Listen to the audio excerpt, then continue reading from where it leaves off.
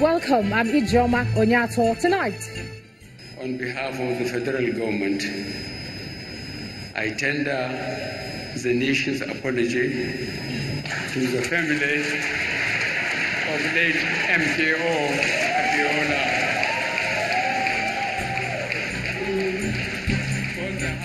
President Muhammadu Buhari apologizes to Abiola family 25 years after annulment of the June 12 presidential election confers on him the highest honor in the land. Southwest State hold memorial rally in honor of late Chief MKO Abiola as they unanimously commend President Buhari for righting the wrongs of the past. Court sentences former Plateau State Governor Joshua Darie to 14 years in prison for criminal breach of trust and criminal misappropriation of state funds. And US and North Korea revived long-lost friendship following historic meeting in Singapore where pledges were made on nuclear disarmament. On business news tonight, National Bureau of Statistics calls for accurate database to boost micro, small and medium enterprises development in the country. Sports news. The Super Eagles of Nigeria settled down the Kentucky team base camp ahead of the start of the 2018 FIFA World Cup in Russia on Thursday.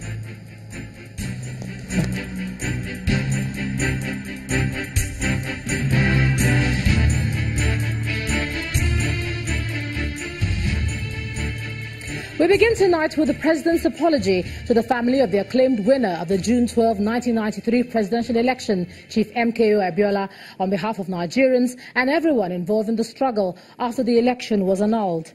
President Muhammadu Buhari made the apology at the Special Investiture and National Honours Awards for Chief Abiola, former rights activist Chief Gani Fawemi, and Chief Abiola's running mate, Ambassador Babagana Kingibe, at the presidential villa. The President says the recognition is not an attempt to open old wounds, but to right the wrongs of the past. He called on all Nigerians not to tolerate injustice and to accept the recognition in good faith. Our correspondent Gloria Umezoke reports.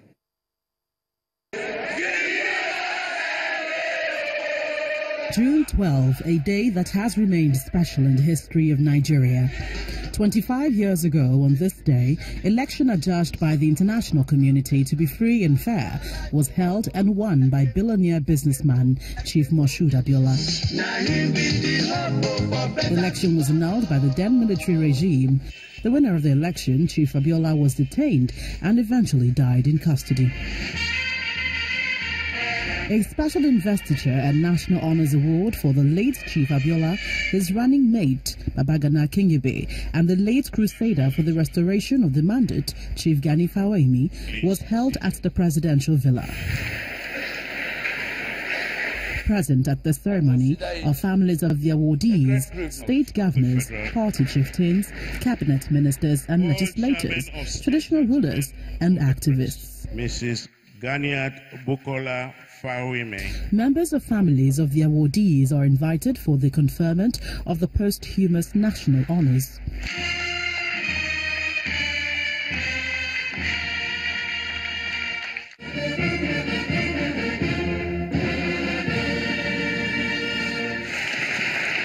The President explains the real intentions of the historic investiture as he tenders an apology on behalf of Nigerians, to the surprise of many. I earnestly invite all Nigerians across all our national divide to accept it in good faith.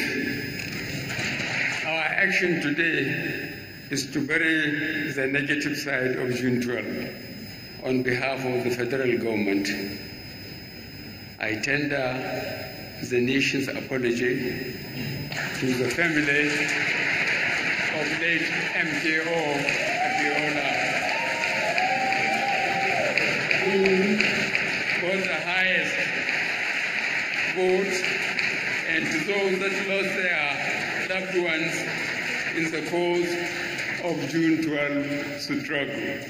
After a minute's silence for all the heroes of democracy, the families pour out encomiums. You are the first head of state that has listened to his people, and you have acted accordingly. Let us stop the bickering and trivialities of religion and ethnic background. The President, in return, gets an apology. Who would have ever believed given the relationship that you had with Chief MKO Abiola, that you would be the instrument God would use to honor this man and to bring reconciliation and healing to the country. Let me use this opportunity to apologize to you, to apologize to your family for anything that he might have done to harm you and to harm your family. Stakeholders in the June 12 struggle have their moments as they reflect on the past and offer advice. Sir, by virtue of Section 16 of the Nigerian Constitution, ensure that the collective wealth, the Commonwealth of Nigeria, remains in the hands of our people and not in the hands of a few people. I urge you, Mr. President, to direct all security forces in Nigeria and the police in the spirit of June 12 to respect the fundamental rights of every Nigerian in this country. There are far too many traumatized individuals walking around the streets, pauperized individuals as a result of the policies and the attitude of one of the most brutal dictators. All that is left to me is to plead that we do not forget the nameless, the unsung heroes and heroines of that struggle. The creed of the campaign was hope. Thank you for bringing hope back to us. We are with you. It's not a question of second time. You deserve it. This conferment, no doubt, remains a huge remembrance of the struggle and sacrifice of millions of Nigerians. But beyond the emotions, it is hoped by many that the spirit of June 12 is internalized in today's democracy. From the presidential villa, Gloria Umezuke, Channels Television News. Meanwhile, some other prominent Nigerians who attended the ceremony have hailed the president's decision, describing it as a befitting tribute to Nigeria's resilient march to democracy. They say the gains of democracy can only make sense if President Buhari puts a stop to the attacks and killings that are almost tearing the country apart. The sacrifices that the Democrats have sacrificed for this country, the person of Chief MKO Abiola, even Mr. President, who graciously and rightly have recognized June 12 as the real authentic democracy day. These are sacrifices that our heroes have made. So if you say it's a political point, it's a masterstroke.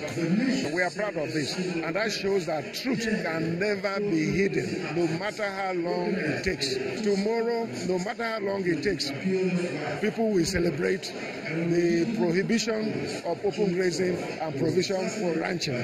Looking at our trajectory, I think it's marking a new direction in our democratic dispensation, and I think it's a positive way forward for Nigeria. Even if they don't want President Buhari to be credited with anything good, at least they should not trivialize the memory of MKO Abiola, who paid the supreme price. We formed the foundation for their own assumption of power. Meanwhile, one of the leading groups in the fight for the restoration of the June 12 presidential election mandate was the National Democratic Coalition, NADECO, and today they aired their views on the pronouncement of President Buhari. The group, at a press conference in Lagos, say they welcome the president's decision to honor Chief Abiola. NADECO is asking President Buhari to uphold democratic values and ensure electoral dignity in the country.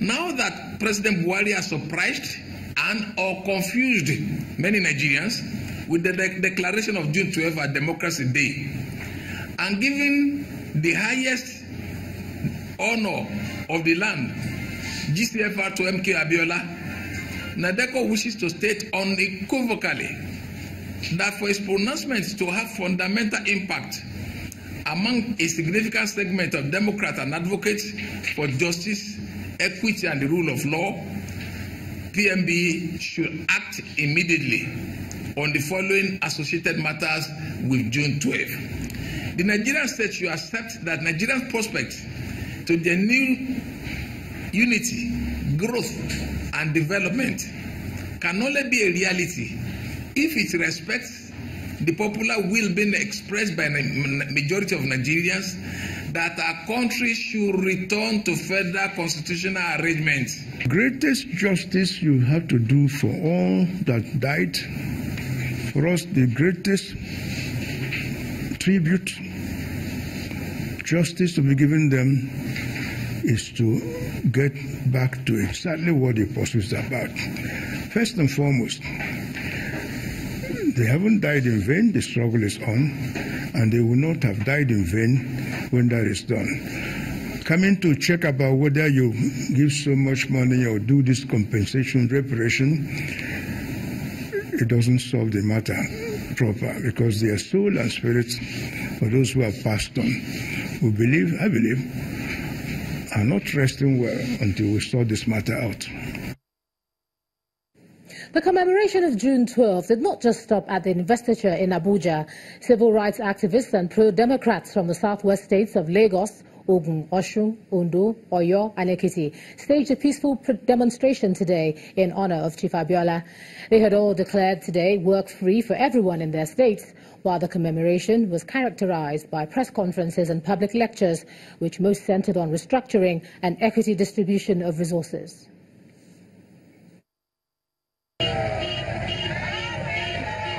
Since 1999, it has become a norm for southwestern states to declare a holiday on June 12 in honor of the late acclaimed winner of the presidential election in 1993. 18 years after, the tradition still exists. In Lagos State, where it all started, a symposium is held themed Restructuring, Antidote for Efficient and Effective Polity. Governor Akinwumi Ambode joins crusaders of June 12 and right activists and other government officials to pay tribute to the late politician. Whatever it is that our own dear MK Abiola stood for, farewell to poverty, and that's where we still stand today. The symposium is followed by the unveiling of a 46-feet remodeled statue of MK Abiola at a garden named after him in Alakwere area of Lagos. Veteran journalists who were on active political beats during the June 12, 1993 struggle also organized a lecture in Ibadan, the Oyo State capital. In neighboring Osun State, schools, the state secretariat, as well as financial institutions were all closed down to honor the day, while civil rights activists led a rally chanting songs of victory with a message to the federal government. The new struggle is here. What do June 12 and MKO stand for? We continue to fight for eradication of poverty in Nigeria. We continue to be on the streets until our people are out of poverty. It's also a walk in Ogun State with songs eulogizing MK Abiola. The rally, which terminates at the country home of Chief Abiola in Agura, Abeokuta, Ogun State, is led by top government officials. The Kwara State chapter of the All Progressives Congress, APC, only demands one thing from the federal government: that President Muhammadu Buhari officially announces the result of the 1993 presidential election and declare MKO Abiola the president posthumously. We want to understand one thing. It wasn't the kind of Abiola family alone. It's the issue of Nigeria. Edo State in the South-South, for the first time in 18 years, reckons with the June 12 declaration. Activists rally in Benin City, the state capital, calling for the protection of human rights and freedoms as guaranteed in the nation's constitution. Nigerians look forward to a corrupt-free country where all sectors of the economy will function optimally, according to talks from rallies and symposia on this day. Loretta Chiogo, Channels Television News. In part 2, after the break, we'll continue with our spotlight on the June 12 celebration and investiture of the heroes of that day. I'll be joined by Professor of History, Banji Akintoye. That's in a moment. Please stay with us.